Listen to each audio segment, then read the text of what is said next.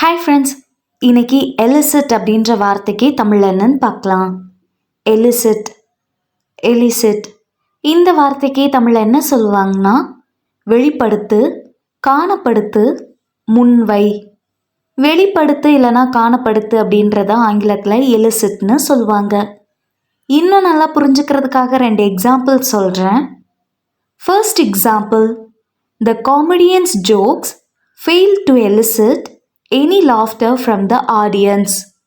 நகைச்சுவை கலைஞரின் ஜோக்குகள் ரசிகர்களிடமிருந்து சிரிப்பை எழுப்ப தவறிட்டன. Second example, the survey was designed to elicit honest feedback. ஆராய்ச்சி நேர்மையான பின்னூட்டத்தை பெற வடிவமைக்கப்பட்டது. இன்னொரு வீடியோவில் வேறொரு ஆங்கில வார்த்தைக்கு தமிழ் என்னன்னு பார்க்கலாம். அது வரைக்கும் பாய்.